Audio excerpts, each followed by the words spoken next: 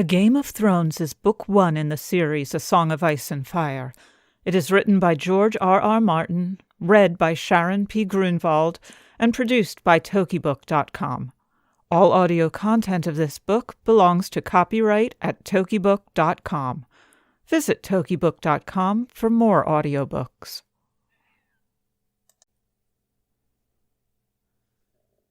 Prologue. "We should start back," Garrett urged as the woods began to grow dark around them. "The wildlings are dead." "Do the dead frighten you?" Sir Waymar Royce asked with just the hint of a smile. Garrett did not rise to the bait. He was an old man, past 50, and he had seen the lordlings come and go. "Dead is dead," he said. "We have no business with the dead." "Are they dead?" Royce asked softly. "What proof have we?" "Will saw them," Garrett said. "If he says they're dead, that's proof enough for me." Will had known they would drag him into the quarrel sooner or later. He wished it had been later rather than sooner. "My mother told me that dead men sing no songs," he put in. "My wet nurse said the same thing, Will," Royce replied. "Never believe anything you hear at a woman's tit. There are things to be learned even from the dead." His voice echoed too loud in the twilight forest. "We have a long ride before us," Garrett pointed out. 8 days, maybe 9, and night is falling. Sir Waymar Royce glanced at the sky with disinterest. "It does that every day about this time. Are you unmanned by the dark, Garrett?" Will could see the tightness around Garrett's mouth, the barely suppressed anger in his eyes under the thick black hood of his cloak. Garrett had spent 40 years in the Night's Watch, man and boy, and he was not accustomed to being made light of. Yet it was more than that.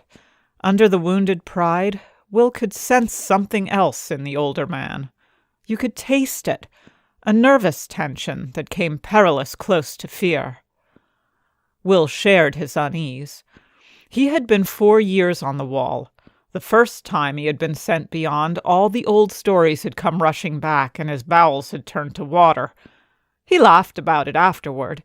He was a veteran of 100 rangings by now, and the endless dark wilderness that the Southrons called the Haunted Forest had no more terrors for him. Until tonight. Something was different tonight. There was an edge to this darkness that made his hackles rise. 9 days they had been riding, north and northwest and then north again, farther and farther from the wall, hard on the track of a band of wildling raiders. Each day had been worse than the day that had come before. Today was the worst of all. A cold wind was blowing out of the north, and it made the trees rustle like living things. All day Will had felt as though something were watching him, something cold and implacable that loved him not. Garrett had felt it too. Will wanted nothing so much as to ride hell-bent for the safety of the wall, but that was not a feeling to share with your commander, especially not a commander like this one. Sir Waymar Royce was the youngest son of an ancient house with too many heirs. He was a handsome youth of 18, gray-eyed and graceful and slender as a knife. Mounted on his huge black destrier, the knight towered above Will and Garrett on their smaller garrons. He wore black leather boots, black woolen pants, black moleskin gloves, and a fine, supple coat of gleaming black ringmail over layers of black wool and boiled leather. Sir Waymar had been a sworn brother of the Night's Watch for less than half a year, but no one could say he had not prepared for his vocation, at least insofar as his wardrobe was concerned. His cloak was his crowning glory, sable, thick and black and soft as sin. "Bet he killed them all himself, he did," Garrett told the barracks over wine. "Twisted their little heads off, our mighty warrior." They had all shared the laugh. "It is hard to take orders from a man you laughed at in your cups," Will reflected as he sat shivering atop his garron. Garrett must have felt the same. "Mormont said we should track them, and we did," Garrett said. "They're dead. They shan't trouble us no more. There's hard riding before us. I don't like this weather. If it snows, we could be a fortnight getting back, and snow's the best we can hope for. Ever seen an ice storm, my lord?" The lordling seemed not to hear him. He studied the deepening twilight in that half-bored, half-distracted way he had. Will had ridden with the knight long enough to understand that it was best not to interrupt him when he looked like that. "Tell me again what you saw, Will. All the details. Leave nothing out." Will had been a hunter before he joined the Night's Watch. Well, a poacher, in truth. Mallister free-riders had caught him red-handed in the Mallister's own woods, skinning one of the Mallister's own bucks, and it had been a choice of putting on the black or losing a hand. No one could move through the woods as silent as Will, and it had not taken the Black brothers long to discover his talent. "The camp is 2 miles farther on, over that ridge, hard beside a stream," Will said. "I got close as I dared. There's 8 of them, men and women both. No children I could see. They put up a lean-to against the rock. The snow's pretty well covered it now, but I could still make it out. No fire burning, but the fire pit was still plain as day. No one moving. I watched a long time. No living man ever lay so still." "Did you see any blood?" "Well, no," Will admitted. "Did you see any weapons?" "Some swords, a few bows. One man had an axe, heavy-looking, double-bladed, a cruel piece of iron. It was on the ground beside him, right by his hand." "Did you make note of the position of the bodies?" Will shrugged. "A couple are sitting up against the rock, most of them on the ground, fallen-like." "Or sleeping?" Royce suggested. "Fallen," Will insisted. "There's one woman up in Ironwood, half hid in the branches. A Far Eyes." He smiled thinly. "I took care she never saw me. When I got closer, I saw that she wasn't moving neither." Despite himself, he shivered. "You have a chill?" Royce asked. "Some," Will muttered. The wind, my lord." The young knight turned back to his grizzled man-at-arms. Frost-fallen leaves whispered past them, and Royce's destrier moved restlessly. "What do you think might have killed these men, Garrod?" Sir Waymar asked casually. He adjusted the drape of his long sable cloak. "It was the cold," Garrod said with iron certainty. "I saw men freeze last winter, and the one before when I was half a boy. Everyone talks about snows 40 foot deep, and how the ice wind comes howling out of the north, but the real enemy is the cold. It steals up on you quieter than will, and at first you shiver and your teeth chatter and you stamp your feet and dream of mulled wine and nice hot fires. It burns, it does. Nothing burns like the cold. But only for a while. Then it gets inside you, and it starts to fill you up, and after a while, you don't have the strength to fight it. It's easier just to sit down or go to sleep. They say you don't feel any pain toward the end. First you go weak and drowsy, and everything starts to fade. And then it's like sinking into a sea of warm milk, peaceful-like." "Such eloquence, Garrod," Sir Waymar observed. "I never suspected you had it in you." "I've had the cold in me too, lordling." Garrod pulled back his hood, giving Sir Waymar a good long look at the stumps where his ears had been. 2 ears, 3 toes, and the little finger off my left hand. I got off light. We found my brother frozen at his watch, with a smile on his face." Sir Waymar shrugged. "You ought dress more warmly, Garrod." Garrod glared at the lordling. The scars around his ear-holes flushed red with anger where Maester Aemon had cut the ears away. "We'll see how warm you can dress when the winter comes." He pulled up his hood and hunched over his garron, silent and sullen. "If Garrod said it was the cold," Will began. "Have you drawn any watches this past week, Will?" "Yes, my lord." "There never was a week when he did not draw a dozen bloody watches. What was the man driving at?" "And how did you find the wall?" "Weeping," Will said, frowning. He saw it clear enough now that the lordling had pointed it out. "They couldn't have froze. Not if the wall was weeping. It wasn't cold enough." Royce nodded. "Bright lad. We've had a few light frosts this past week, and a quick flurry of snow now and then, but surely no cold fierce enough to kill 8 grown men. Men clad in fur and leather, let me remind you, with shelter near at hand, and the means of making a fire. The knight's smile was cocksure. Will, lead us there. I would see these dead men for myself. And then there was nothing to be done for it. The order had been given, and honor bound them to obey. Will went in front, his shaggy little Garin picking the way carefully through the undergrowth. A light snow had fallen the night before, and there were stones and roots and hidden sinks lying just under its crust, waiting for the careless and the unwary. Sir Waymar Royce came next, his great black destrier snorting impatiently. The war-horse was the wrong mount for ranging, but try and tell that to the lordling. Garrod brought up the rear. The old man-at-arms muttered to himself as he rode.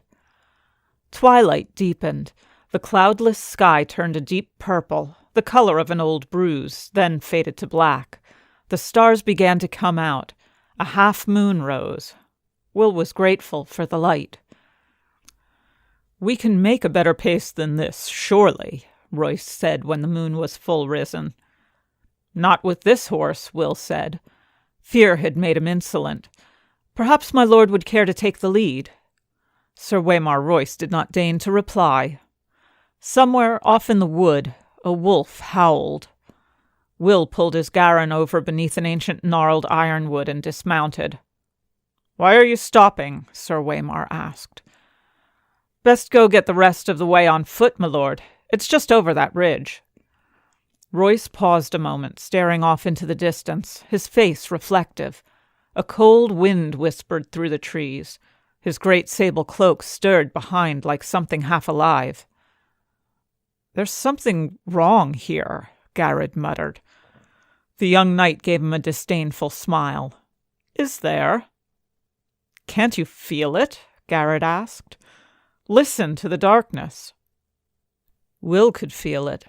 4 years in the Night's Watch, and he had never been so afraid. What was it? Wind, trees rustling, a wolf. Which sound is it that unmans you so, Garrod? When Garrod did not answer, Royce slid gracefully from his saddle. He tied the destrier securely to a low-hanging limb, well away from the other horses, and drew his longsword from its sheath. Jewels glittered in its hilt, and the moonlight ran down the shining steel. It was a splendid weapon, castle-forged and new-made from the look of it.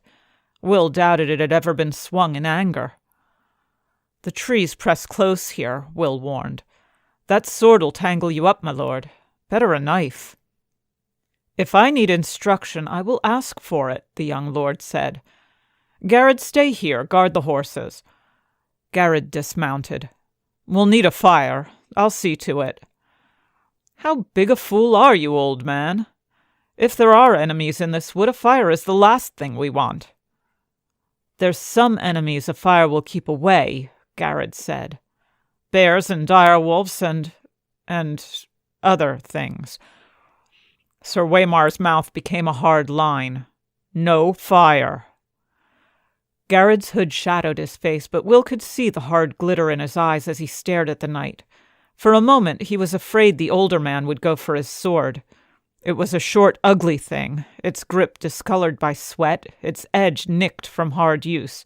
But Will would not have given an iron bob for the lordling's life if Garrod pulled it from its scabbard. Finally Garrod looked down. "No fire," he muttered, low, under his breath. Royce took it for acquiescence and turned away. "Lead on," he said to Will.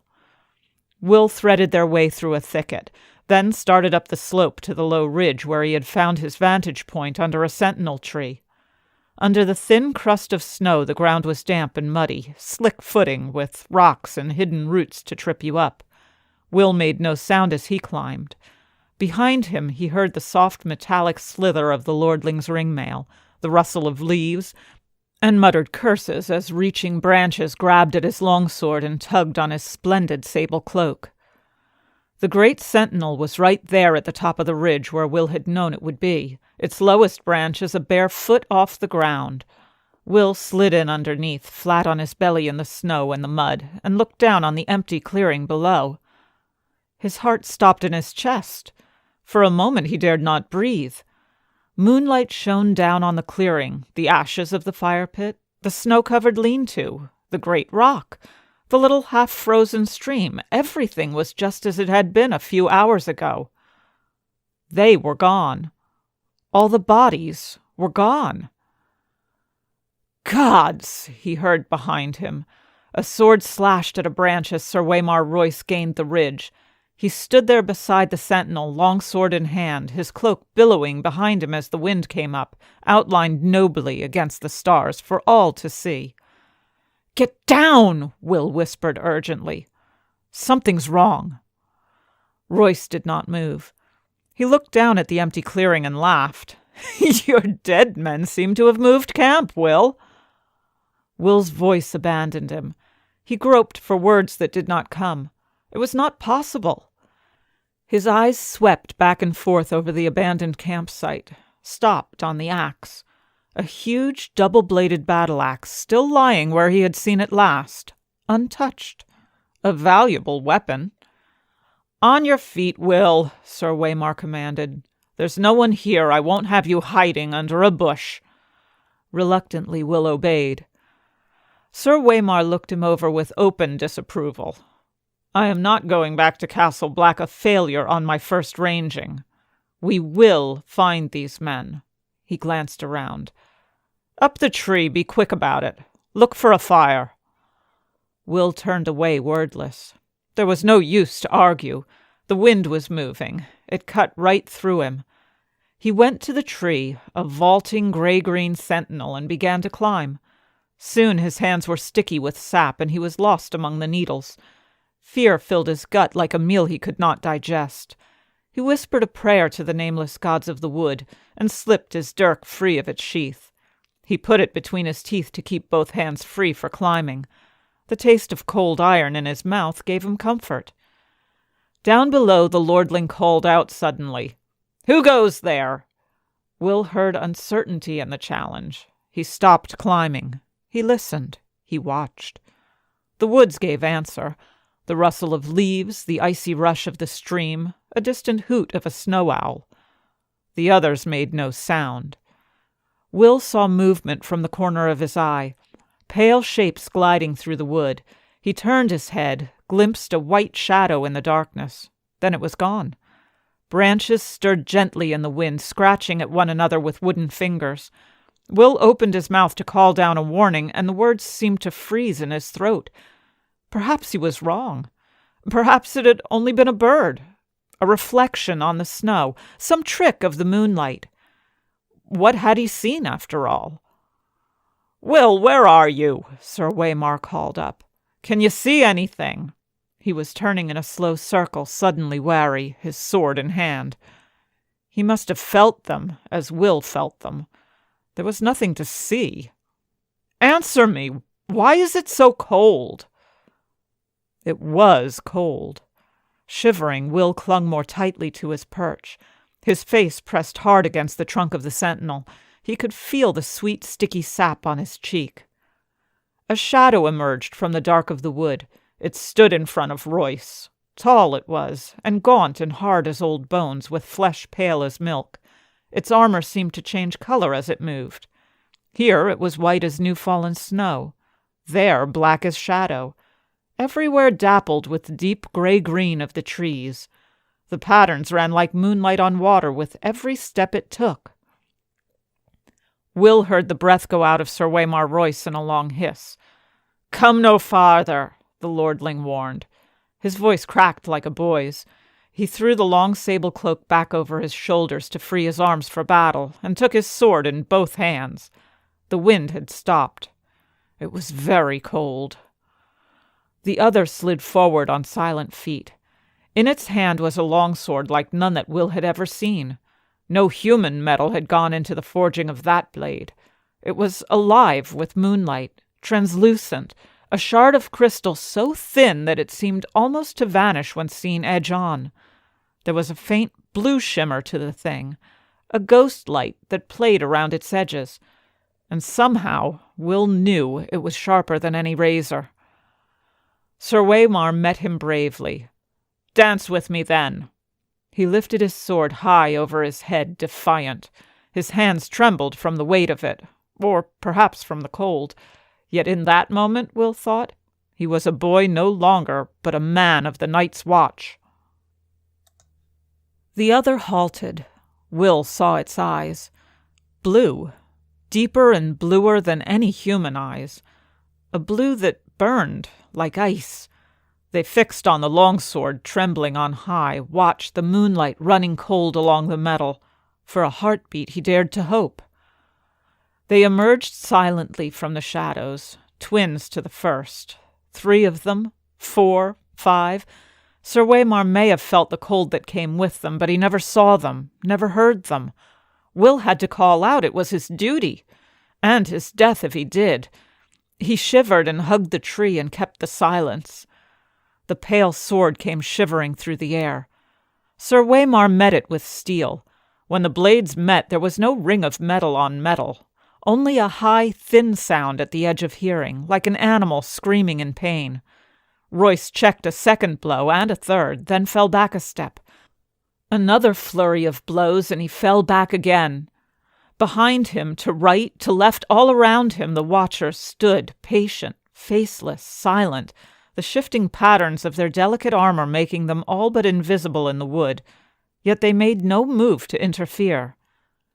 Again and again the swords met until Will wanted to cover his ears against the strange, anguished keening of their clash. Sir Waymar was panting from the effort now, his breath steaming in the moonlight. His blade was white with frost. The others danced with pale blue light. Then Royce's parry came a beat too late. The pale sword bit through the ring mail beneath his arm. The young lord cried out in pain. Blood welled between the rings. It steamed in the cold, and the droplets seemed red as fire where they touched the snow. Sir Waymar's fingers brushed his side. His moleskin glove came away soaked with red. The other said something in a language that Will did not know. His voice was like the cracking of ice on a winter lake, and the words were mocking. Sir Waymar Royce found his fury. "For Robert!" he shouted, and he came up snarling, lifting the frost-covered longsword with both hands and swinging it almost in a flat sidearm slash with all his weight behind it. The other's parry was almost lazy. When the blades touched, the steel shattered.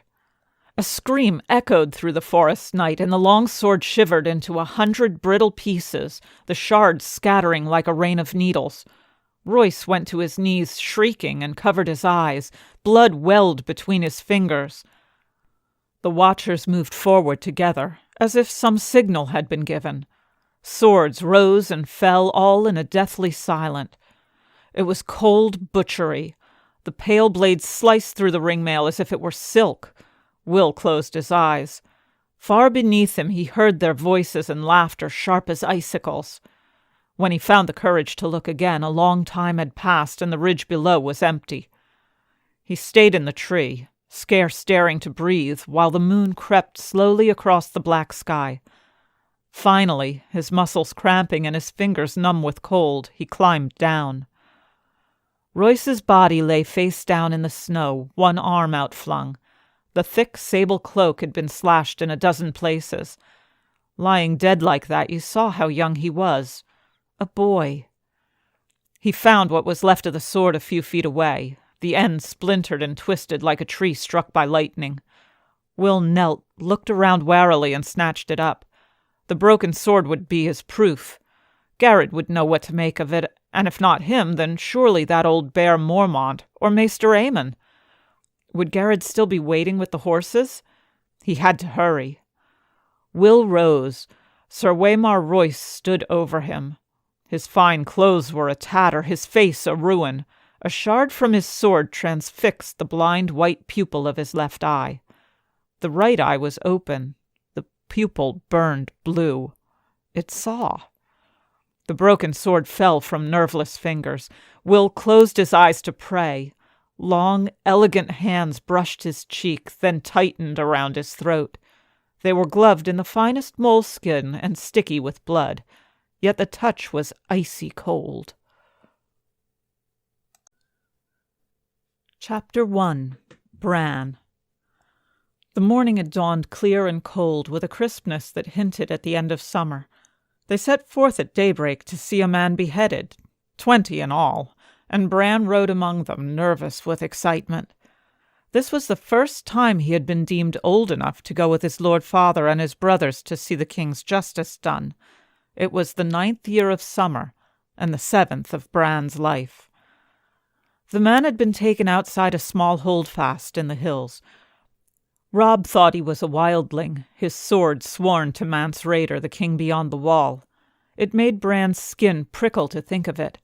He remembered the hearth tales old Nan told them. The wildlings were cruel men, she said, slavers and slayers and thieves. They consorted with giants and ghouls, stole girl children in the dead of night, and drank blood from polished horns.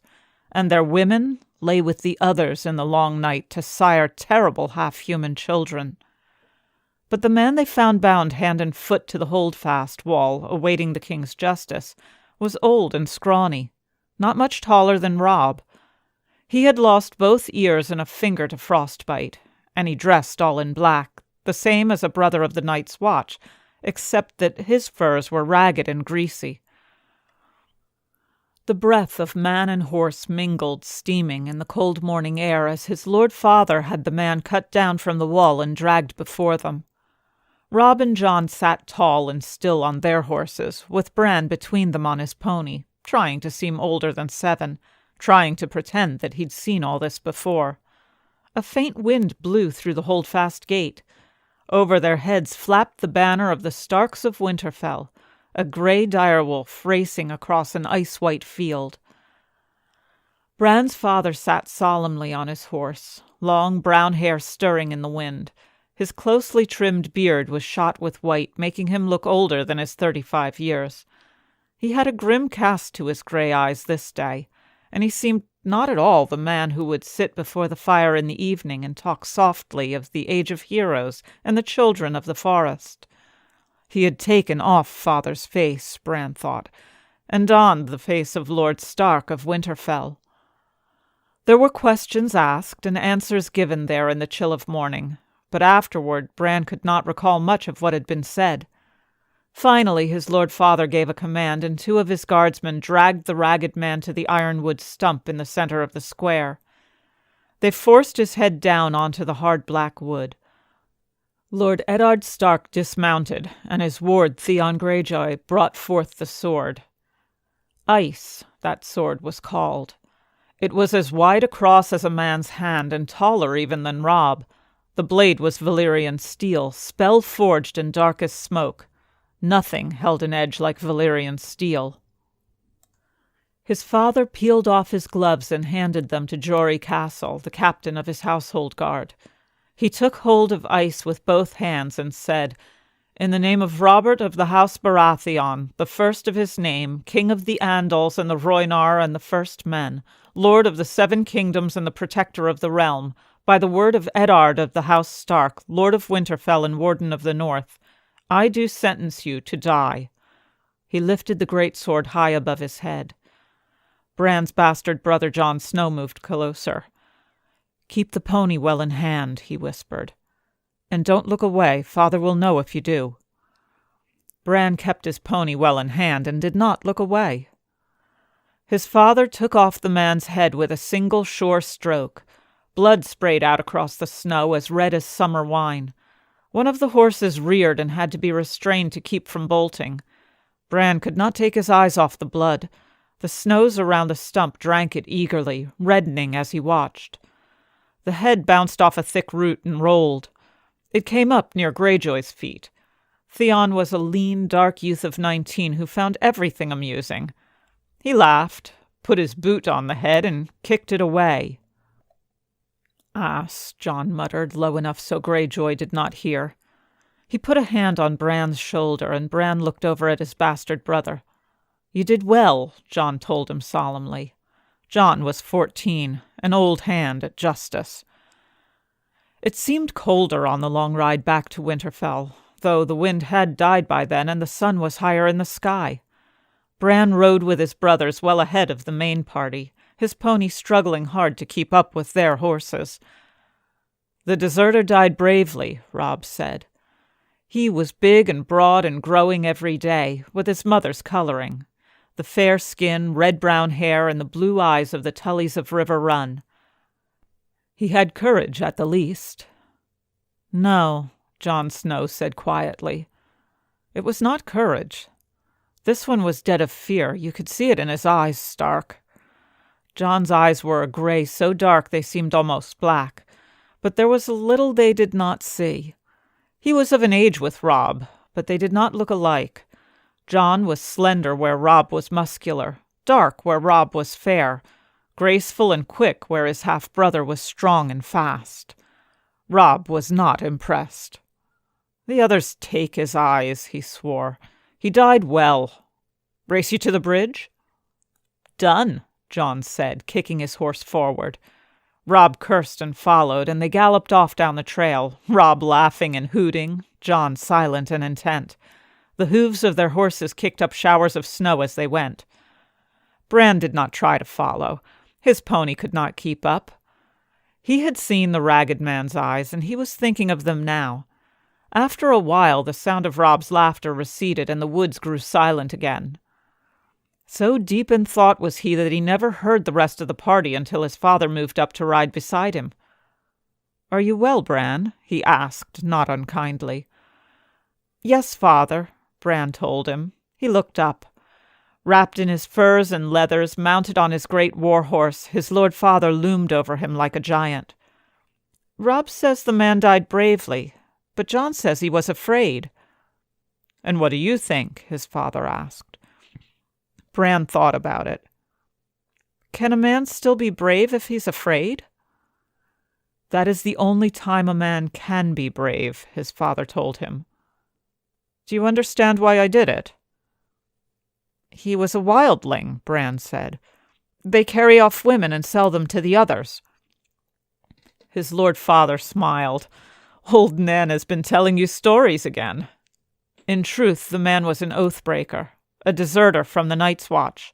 No man is more dangerous. The deserter knows his life is forfeit if he is taken, so he will not flinch from any crime, no matter how vile. But you mistake me. The question was not why the man had to die, but why I must do it. Bran had no answer for that. "King Robert has a headsman," he said uncertainly. "He does," his father admitted, "as did the Targaryen kings before him. Yet our way is the older way. The blood of the first men still flows in the veins of the Starks, and we hold to the belief that the man who passes the sentence should swing the sword. If you would take a man's life, you owe it to him to look into his eyes and hear his final words. And if you cannot bear to do that, then perhaps the man does not deserve to die. One day, Bran, you will be Robb's bannerman, holding a keep of your own for your brother and your king, and justice will fall to you. When that day comes, you must take no pleasure in the task, but neither must you look away. A ruler who hides behind paid executioners soon forgets what death is." That was when Jon reappeared on the crest of the hill before them. He waved and shouted down at them, "Father! Bran, come quickly! See what Robb has found!" Then he was gone again. Jory rode up beside them. "Trouble, my lord?" "Beyond a doubt," his lord father said. "Come, let us see what mischief my sons have rooted out now." He sent his horse into a trot. Jory and Bran and the rest came after. They found Robb on the riverbank north of the bridge, with Jon still mounted beside him. The late summer snows had been heavy this moon turn. Robb stood knee-deep in white, his hood pulled back so the sun shone in his hair. He was cradling something in his arm while the boys talked in hushed, excited voices. The riders picked their way carefully through the drifts, groping for solid footing on the hidden, uneven ground. Jory Castle and Theon Greyjoy were the first to reach the boys. Greyjoy was laughing and joking as he rode. Bran heard the breath go out of him. "Gods!" he exclaimed, struggling to keep control of his horse as he reached for his sword. Jory's sword was already out. "Robb, get away from it!" he called as his horse reared under him. Robb grinned and looked up from the bundle in his arms. "She can't hurt you," he said. "She's dead, Jory." Bran was afire with curiosity by then. He would have spurred the pony faster, but his father made them dismount beside the bridge and approach on foot. Bran jumped off and ran. By then, Jon, Jory, and Theon Greyjoy had all dismounted as well. "What in the seven hells is it?" Greyjoy was saying. "A wolf," Robb told him. "A freak," Greyjoy said. "Look at the size of it."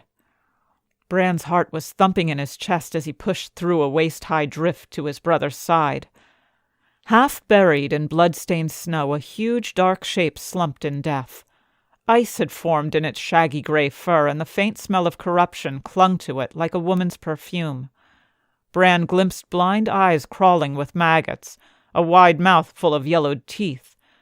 But it was the size of it that made him gasp. It was bigger than his pony, twice the size of the largest hound in his father's kennel. "It's no freak," Jon said calmly. "That's a direwolf. They grow larger than the other kind." Theon Greyjoy said, "There's not been a direwolf sighted south of the Wall in 200 years. "I see one now," Jon replied. Bran tore his eyes away from the monster. That was when he noticed the bundle in Robb's arms. He gave a cry of delight and moved closer. The pup was a tiny ball of gray-black fur, its eyes still closed. It nuzzled blindly against Robb's chest as he cradled it, searching for milk among his leathers, making a sad little whimpery sound. Bran reached out hesitantly. "Go on," Robb told him. "You can touch him." Bran gave the pup a quick, nervous stroke, then turned as Jon said, "Here you go." His half-brother put a second pup into his arms. "There are 5 of them."